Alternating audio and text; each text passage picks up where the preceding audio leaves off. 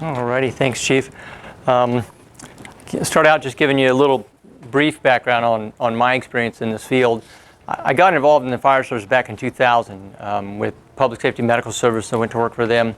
My background is in exercise science, and since Indianapolis was one of the original 10 cities of those 10 Cities Wellness Fitness Initiative task force, I became a technical representative for them and served on the task force with them of that. Had a lot of opportunities to become very knowledgeable in the whole validation process of the CPAT. That was done in close consultation with the Department of Justice because they didn't want to put a tool out there that wasn't going to be able to stand up to legal scrutiny. And so what we've done here is actually followed the precedent that was set by the IFF and the IFC when they validated that tool. This is a tool for incumbents, and what I'm going to do today is just explain to you really what we did, why we did it, the way we did it, and what the outcomes were. So that's our objective. Then we'll open it up for some questions. I was involved, also with IFD's original incumbent evaluation and helped do the validation study on that. I've done Pike Township's fire department validating their evaluation. We went up to Fort Wayne and worked with them and helped them to put in place and validate a work performance evaluation. Just wrapping up with Avon right now, and then we're doing Wayne Township and working with them. So I've had quite a few opportunities to do this and to take what we learned through the CPAT and apply that and kind of follow that precedent that's been set by them.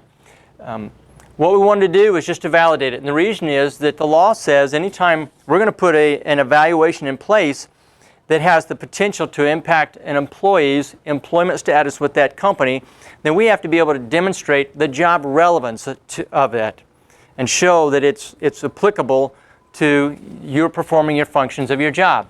That's what the validation process is.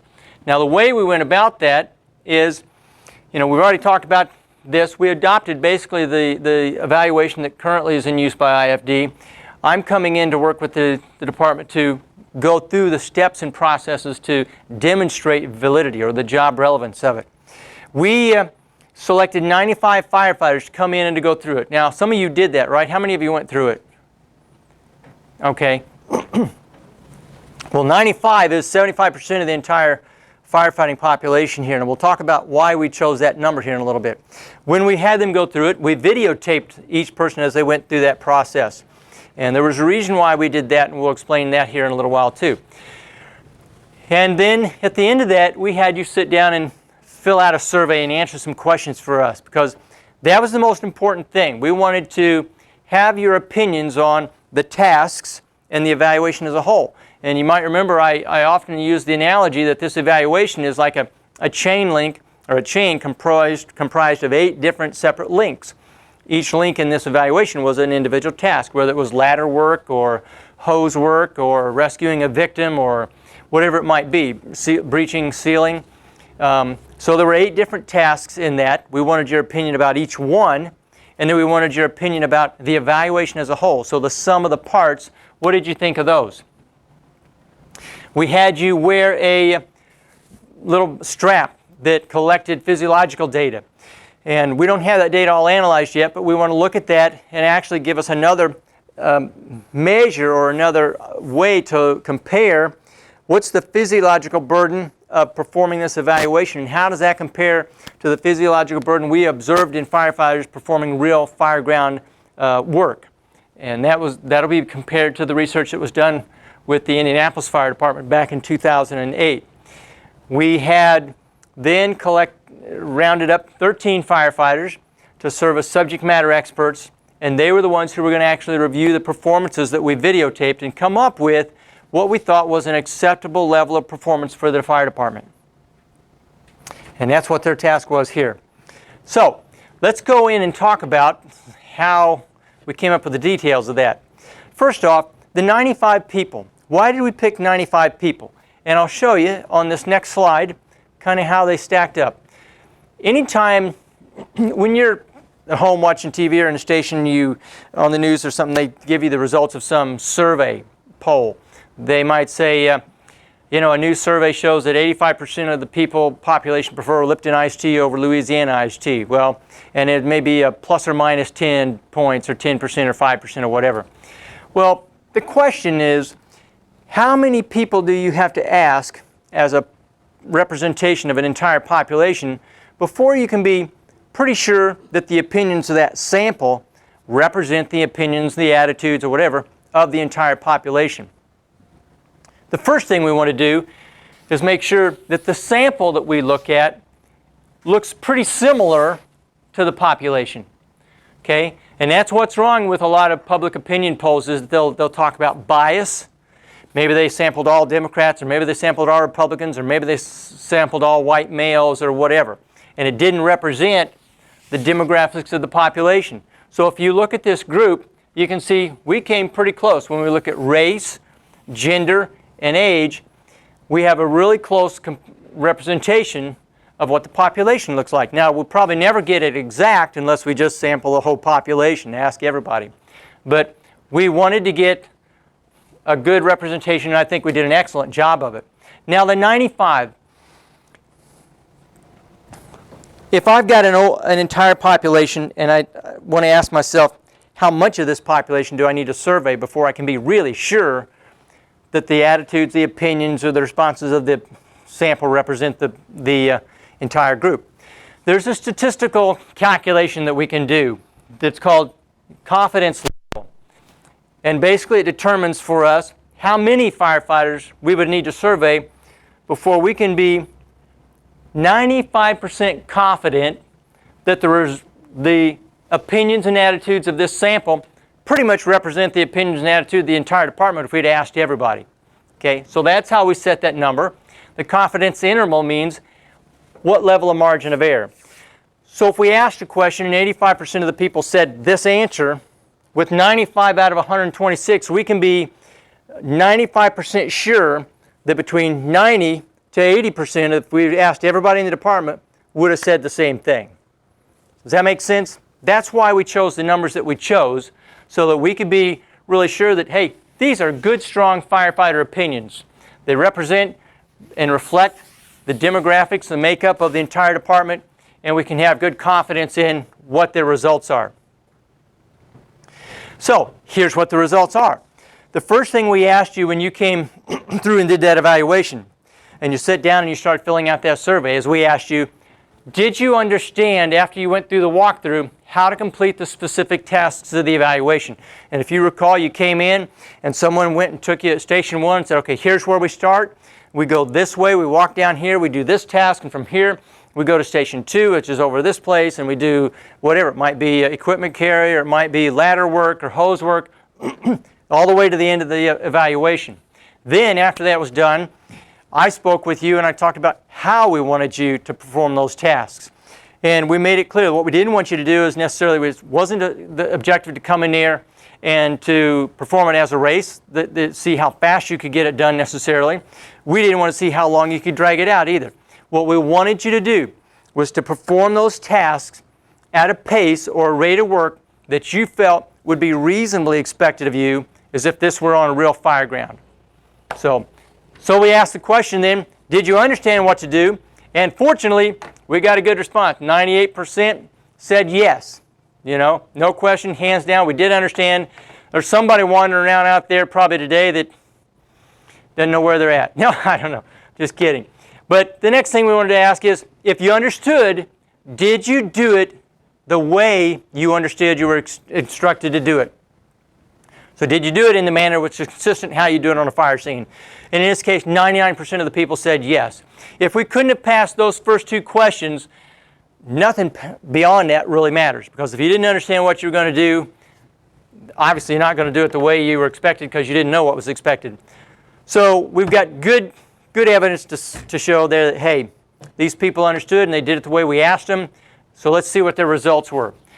We wanted to evaluate each one of those little tasks, those little links in the chain, for their importance. If it's not an important task to the function of firefighting, then it shouldn't be in there. If it's not going to make any difference whether you did it on a fire ground at all in the outcome of the fire ground operation, then why do we do it? Okay, you have a right to ask that. We asked you that actually in this evaluation.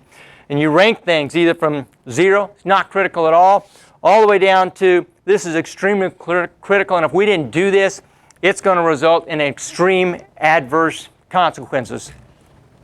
So we asked you, overall, the sum of those 8 parts doing this evaluation, how critical or important would you say the tasks that comprise that were? And as you can see, we got good, strong results here. We went center to right. 40% said this is an important evaluation. And actually we had a higher percent that said it was actually critical, and 14% said these are extremely critical tasks this evaluation is comprised of. So anytime we hit center to the right with the majority of those responses, that's what we're looking for. So we have good defensibility in the opinions of people who know, firefighters at Wayne Township, that this thing isn't made up of tasks that don't matter. They're made up of tasks that are important to critical to the functions and the outcomes on a fire ground. Now, if you look at each one of those individual tasks, when you look at this and say, can they stand on their own merit? 2.0 is a threshold that constitutes important, above is critical to extremely critical, and you can see every one of those tasks exceeds the threshold of important. And so there's nothing in there in the way of a certain task that we picked that we could say, well, we could throw that out because it doesn't really matter if they do it on a fire ground or not. Every one of them it carries and stands alone in their own merit.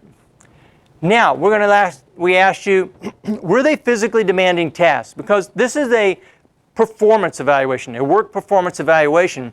If it's a task that doesn't require any work, just like right now, then it shouldn't be in the evaluation either. Having said that, we know that not everything is going to be requiring all-out effort. There's different levels of effort that's required on the fire ground depending on the task. They can still be very important tasks. So here, 0, just like you're sitting here, you could do this all day long. Your biggest challenge would probably be staying awake. All the way down to here would be extreme effort. You can give it, but you don't have anything you hold back, and you're only good for 5 minutes or less, and you're exhausted. So we look at, again, the overall evaluation. When you got done with it, kind of the sum of doing that whole thing, how physically demanding was it? And the majority of the people were, indicated that it required moderate effort to extreme, excessive. We had almost 20%, 19% said it required excessive effort. One person felt that it was an extremely difficult task. And then you had 6 over here who said really wasn't that tough. But again, we see that we've gone from the middle to the right with the majority of those responses. And so that's good. Now, if we look at each one of those individual tasks, and we can see a little different from criticality, criticality said, hey, these are all pretty doggone important. With physicality, we see some that aren't as tough, and we see some that are pretty tough. And so it undulates. And actually, I think that's a very good representation of fireground activity. Because as you well know, there's some tasks, if you got to do them, it is going to take everything you've got to get those tasks done. There are other tasks out there that aren't going to be as hard to do. Maybe you're retrieving dry hose line at the end of a fire ground, a fire operation or something like that isn't as tough as if you're in there doing, fire attack interior or search and rescue and trying to retrieve a victim or something. The thing we know about the fire service is when you're out there working on a fire ground, it ain't at all like going to the gym and getting on a treadmill and doing 20 minutes of work at the same speed and grade. It's not what we call steady exercise. And so this shows us, even this evaluation, it's not a steady state exercise. It has varying degrees of effort that is required depending upon the task that you're performing at the time. So similarity, this is a content validation study. And so what we're trying to do is to come up with activities or content that replicate the actual types of work functions that you have to perform on the job. So what we're asking here is, did we do a pretty good job of that? Can you recognize these tasks as, hey, this is what, these are the kind of tools, these are the kind of motions, these are the type of tasks that I would have to do if I were on a real fire ground. Now we know it's rare that we're ever going to be able to exactly replicate that because there's just too many variables that go into a fire ground. But we would certainly hope that we would miss this, that it wouldn't be rated as not similar at all, because we have firefighters that were involved in putting together and selecting these tasks. So we wanted to see how did we do. Is there anything that just fell on its face and we missed. And if you look at the overall evaluation, the overall similarity, they rated it pretty doggone good. There were 7% who said, yeah, it's kind of similar, but it ain't highly similar. But the majority of the people, again, we fell from the center to the right, that they felt like we put a pretty good job of making up tasks that were at least recognizable as what you might have to do on the fire ground. And then when we look at them as a whole or individually, you can see that most of them held their own ground. There was one that was a little weak and not much. That's a 1.9. Okay, that's just barely under the threshold of the somewhat similar of 2.0. Some of these were very high also. It's the search maze.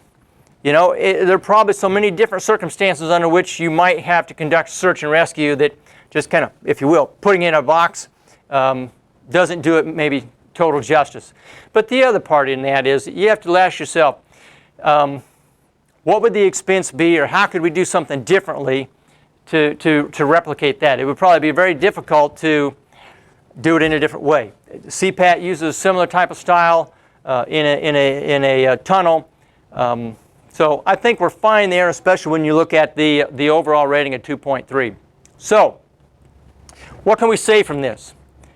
We can say that in the opinion of experts in the field, Wayne Township firefighters who respond to Wayne Township emergencies, that they, in their opinions, have documented, if you will, that this is a good representation of what firefighters have to do. It's an evaluation that's comprised of important to critical tests or tasks. It's a physically demanding evaluation. It's pretty similar, not exactly the same, but pretty similar to what we have to do. So we can say we've established the job relevancy of this evaluation in the opinion of the people that do the job. There's no one more qualified than the firefighters. So the next thing we have to ask ourselves, okay, if it's a good, valid representation of what firefighters have to do, what is an acceptable level of performance? It doesn't do us any good to try to accept an acceptable level of performance on an evaluation that isn't valid to what you have to do. So we had to establish that first.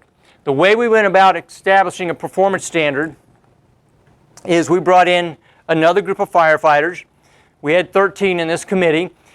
And again, we wanted to show you that the demographics of that committee reflected fairly closely the demographics of the entire department. In fact, they're about a little over 6 months older as the average age. Now, the one thing I want to point out is that when you have 13 people in your group, each one of those represents a larger percentage of the whole group, okay, than if you have 126. So you could have one person difference here, and it's going to reflect a little bit bigger percentage difference. But overall, we did a pretty good job because we didn't want to just have a bunch of under 25-year-old pure fitness trainers, and we didn't want to have this be comprised of a group that was all over 60 because then we're going to get perhaps biased results. So we want to have a balanced blend of people by race, by age, and so on. What we asked them then was to view a set amount of videotapes and to rate those as to whether or not they thought they were reasonable or acceptable. When you came through, I asked you and said, this is what we want you to do. We want you to perform these tasks in a manner that you think is consistent with how you would reasonably be expected to perform those on a fire ground. And the reason I said that is because this is what the law says. It says that cutoff scores have to be reasonable and consistent with acceptable proficiency within the workforce. So we just said, you're the ones who know, you're the ones that are on the fire ground, do it the way you would if it was a real fire ground. We selected 9 tapes. The reason we selected 9 tapes, we had 95 people who went through it. That's a lot. So 9 out of 95, you might think that's not very many. How did you come up with those? The way we came up with those is we ranked those tapes from fastest to slowest. I took the very fastest tape off, I took the very slowest tape off, and then I went from tape 2 down to tape 94. And I started with tape 2, and I selected tapes that were approximately every 30 to 45 seconds apart. If they're closer together than that, somebody viewing this tape and then the next tape really can't discern that there's much difference at all. Okay? So we had to separate them out a little bit. So that's the reason we did that. When we did that and we went every 30 to 45 seconds apart, it took us down to the last tape, and we ended up with 9 tapes. Obviously, there were several tapes in between there because there were a lot of tapes that were close together. What we asked the committee to do was to look at each tape, and then at the conclusion of that, to rate that tape. They had a scoring sheet in front of them, and they were to score that tape as the rate at which they were performing those tasks, if this was on a live fire ground, as either acceptable, that any day, hands down, working at that pace is good. Marginally acceptable, pretty close to the line. You know, we'll count it, but if it's slower than that, it's not going to be good. Marginally acceptable is it just doesn't quite meet the mark, all the way to unacceptable that never, you know, no question, that's never going to be acceptable on a fire ground at Wayne Township. Each one of these was given a weighted value. So if somebody said, okay, this tape is acceptable, then that would be a 4-point weighted value.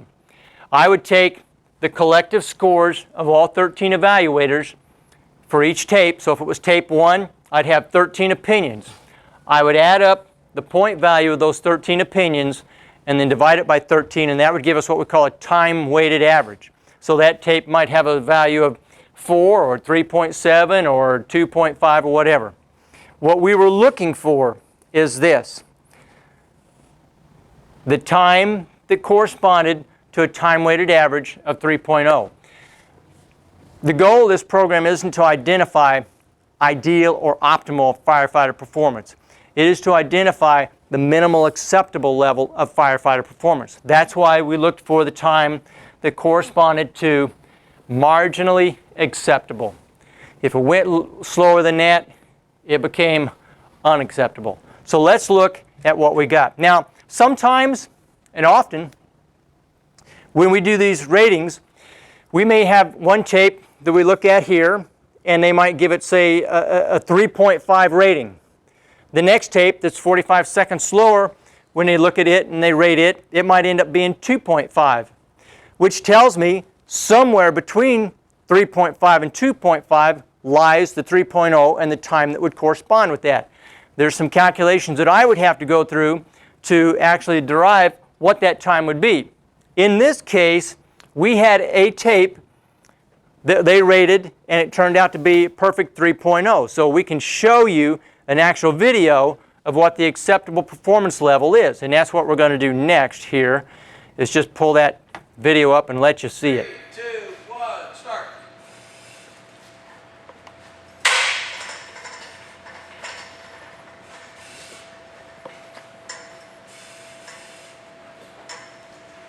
Put it down on the red.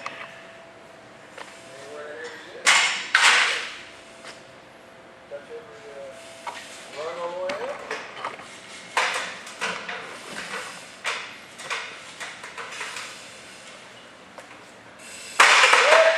Around the purple color here, and back from the force pointer. All grimace.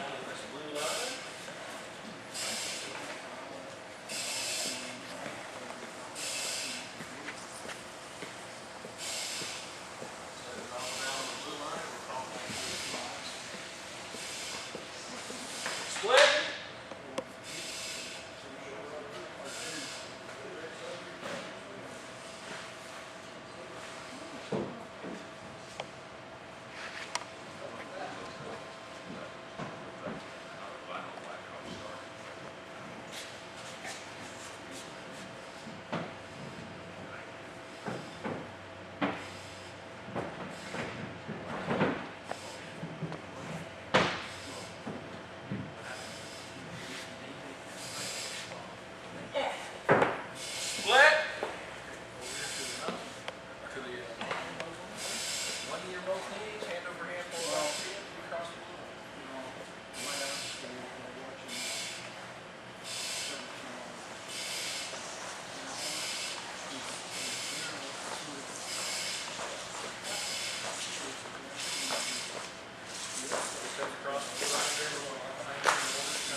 Split!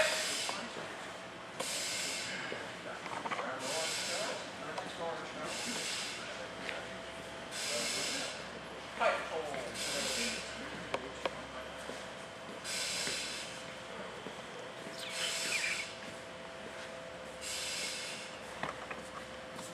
Go to the skinny side, grab a pipe pole. 3 complete revolutions up, 3 complete pulls down.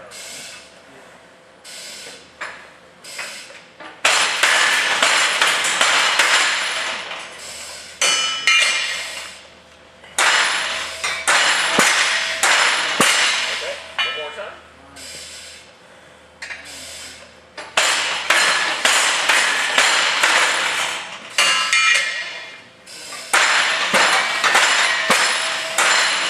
Straight pipe pole.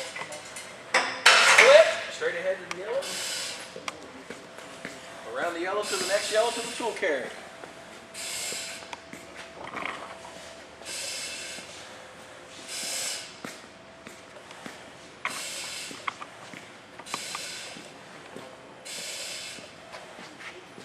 Work. Select tools. This yellow line is the tall cone. And back to return the clean.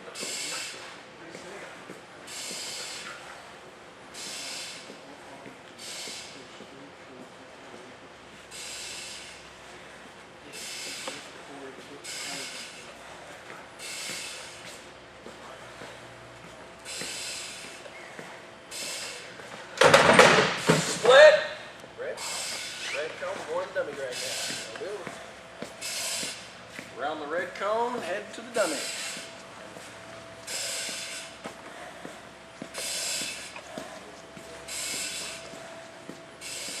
Dummy's going down and around the blue barrel and back, however you want to carry it. You just drag it along.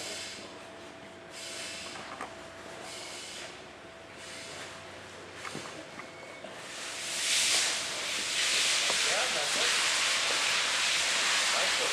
Nice job. Keep pulling, then get the computer boxing around.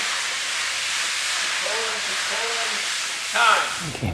Well, what I want to do now is I'm going to actually show you all 9 video times, and I'm going to show you their time-weighted score and the time of those. Here we are. This was the very first tape, the fastest tape that they viewed. It was 4 minutes and 14 seconds, and actually had a time-weighted average of 3.77. There were people on the panel who felt that that was too fast to be working on a fire ground. There's somebody that got off the rig and went to work at that rate. 5, 6, 7 minutes later, they're going to be toast. And they needed to slow down to be in there for the long haul. At 4:52 and 5:25, you can see we had a unanimous consensus of the committee that those are hands down absolutely acceptable anytime on the fire ground. As we began to progressively get slower, now we're about at 30 seconds slower. So at 6 minutes, the score dropped a little bit to a 3.54. We drop another 30 seconds and we got to 3.46. And at a time then at 7:06, that's the videotape that you just watched.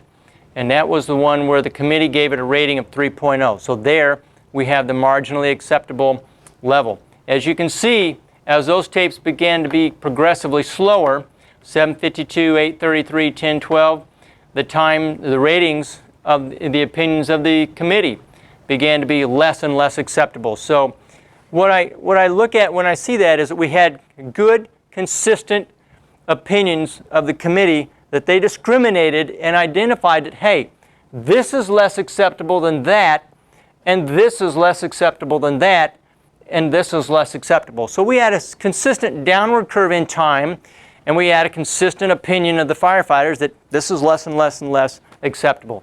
So it came out, in my case, it made my work easy. It was a textbook response. That's what we wanted, was discriminating input by people who know what fireground operations should look like. So at this point, we're going to just open it up for questions, comments, and I want to start out really kind of answering a question that always comes up, and that is, should we have, or why don't we have, multiple cutoff times based on the age or gender of the firefighters? And the reason for that, the answer to that is no, we cannot, and the reason is because it's against the law. If you're all operating under the same job description as a firefighter, then we can't set multiple standards of performance for you, okay? It isn't going to be fair for you to have to do it faster than someone else who has to do the same job that you do, or vice versa. So that's the constraint. If it's the same job description you're all operating under, then you have to have the same standard, whether it's male, female, anything else. In reality, we know that it's going to be harder the older you get to work at the same level. But in this case, normative scores don't mean anything.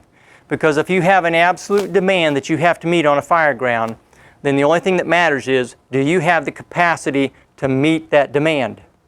If you don't, nobody cares on the fire ground, and certainly the circumstances don't care whether you're older, younger, bigger, taller, male or female. It just matters, hey, if you can't meet it, then there's going to be an adverse result.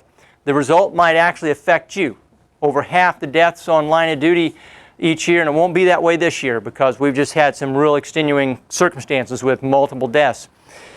But normally it's 50% of those are sudden death from heart attack. And without question, when NIOSH investigates those, they attribute those heart attacks to overexertion and stress. And all that, what that means basically is that here's the demand and the capacity wasn't there to meet it. And so boom, something bad happened. If we have the demand of here and you have a physical working capacity up here, you've got a big buffer zone. Okay? The greater the distance between capacity and demand, the more likely it is you're going to be able to successfully perform your job with enough reserve to keep from being injured or overwhelmed. But when demand and capacity get closer or they flip, that's when bad things happen. And an evaluation like this is trying to identify people who might be at most risk and get them the support that they need so we can correct that. You want to hear the union standpoint? When do you do it for real? October. One thing we were concerned with is that we're going to do the validation, that there's going to be a fair and equitable validation process, bring somebody in reputable. It's using as Darrell said, it's a precedent, using the same system CPAP is validated on. One thing I was concerned with, I didn't want any admin input or union input into the process, because that would defeat bringing someone else in. So as you see, the time to me is near as important as a whole of our wellness and fitness plan, which includes, as the chief said, peer fitness trainers. We're going to get our people out there to make sure those that we think might be over the 706 prepare themselves so they can, they can pass it. Because safety is number one issue for the union, and having fit firefighters and the firefighter next to you, regardless of his rank or position, all of you start the job classification as a firefighter. So that's why, as the chief is saying, we don't do any gender-based, we don't do any age-based. Your job is not going to change as you get older. You can get wiser with it, your job's not going to change. So we have a responsibility to the public and to our fellow firefighters to stay in shape, a certain amount of shape. So, I think it was well done. As I said before, I commend Chief Staggs. We took a test that's similar to IFDs, and I believe that Wayne Township made it better. Chief Staggs was responsible for organizing it. I think that made it much better. And as Darrell's mentioned several times, proven that if you go through it again, you're going to cut your time just because you're familiar with it. I think we're going to see that in October. Okay? Anything for me?